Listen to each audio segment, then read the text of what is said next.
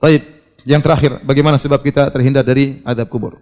Secara umum melaksanakan ketaatan-ketaatan, jika seorang saleh dan bertakwa kepada Allah Subhanahu wa taala, maka dia akan selamat dari azab kubur. Saya bacakan perkataan Ibnu Qayyim rahimahullahu taala agar seorang muhasabah sebelum tidur. Ya, kata beliau, "Wa min anfa'iha", ya, agar bisa selamat dari azab kubur, di antaranya an yajlisa ar-rajulu indama yuridu naum lillahi sa'atan yuhasibu nafsahu fiha ala ma khasirahu wa rabihahu fi yaumihi.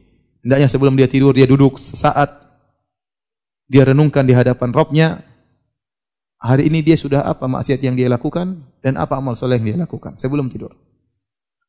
Kalau dia ingat maksiat yang dia lakukan, maka dia segera bertobat kepada Allah sebelum dia tidur, sehingga dia tidur di atas taubat kepada Allah Subhanahu wa taala. Dan dia bertekad untuk tidak kembali lagi kepada maksiat tersebut jika dia bangun dari tidurnya.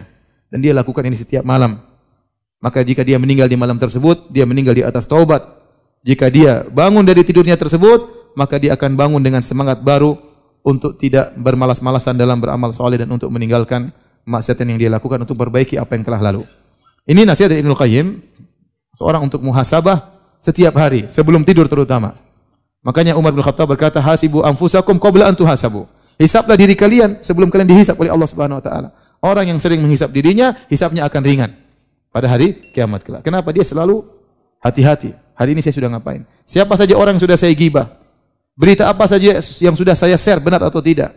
Siapa yang saya sakiti hatinya? Ya. Kemudian ketaatan apa yang saya sudah lakukan? Sudahkah saya berbakti kepada orang tua saya? Sudahkah saya memaafkan istri saya? Sudahkah saya sayang kepada anak-anak saya? Dia hisab setiap hari.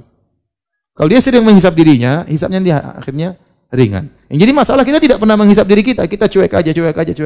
Biar malaikat yang catat. Sudah ada sekretaris, malaikat catat. Tahu-tahu, hasilnya begini. Repot. Seorang tidak sadar tiap hari dia nonton, misalnya nonton film bioskop 1 jam, dia nonton rutin. 1 jam tiap hari, 1 jam tiap hari. Seminggu sudah 7 jam, sebulan sudah 30 jam. Kalau dia buat untuk baca Quran, sebulan sudah khatam Quran. Dia khatam film. Dia tidak sangka hari kiamat dibuka catatannya, isinya khatam sinetron, khatam film Korea, yang lain-lain. Di antara sebab untuk dia selamat dari azab kubur sudah kita jelaskan, di antaranya mati syahid. Kata Nabi sallallahu alaihi wasallam, "Lisyahid indallahi sittu khisal." Orang yang mati syahid akan mendapatkan 6 perkara. Di antaranya yujaru min adzabil qabr. Dia akan diselamatkan dari azab kubur. Demikian juga orang yang meninggal karena penyakit di perutnya, ya. Dalam hadis kata Nabi sallallahu alaihi wasallam, "Man yaqtulhu batunhu falan yu'adzab fi qabrihi." Barang siapa yang meninggal karena perutnya, penyakit perut, ada yang karena penyakit mah misalnya, atau penyakit apa, usus, kanker usus misalnya, yang jelas penyakit tersebut dalam perutnya, maka dia akan selamat dari azab kubur kalau dia menghadapinya dengan takwa kepada Allah dengan penuh kesabaran. Kemudian yang terakhir adalah membaca surat Al-Muluk. Ada riwayat tentang baca surat Al-Muluk, riwayat yang diperselisihkan oleh para ulama. Ya. Sebagian ulama mendhaifkan, sebagian ulama menghasankan riwayat tersebut. Tetapi riwayat yang menyebutkan setiap malam baca surat Al-Mulk, riwayatnya dhaif, ya.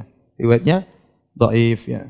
Artinya seorang berusaha memiliki perhatian terhadap surat Al-Mulk, dia baca tapi tidak harus tiap malam. Artinya dia senang baca surat tersebut, tapi tidak harus tiap malam, karena riwayat Ibnu Mas'ud yang mengatakan tiap malam dibaca, riwayatnya dhaif, ada perawi yang majhul, ya, ada perawi yang majhul atau mastur, sehingga tidak bisa dinyatakan hadis tersebut sahih. Allah taala alam bisawab. Demikian saja kajian kita. Semoga Allah melindungi kita dari fitnah kubur dan dari azab kubur.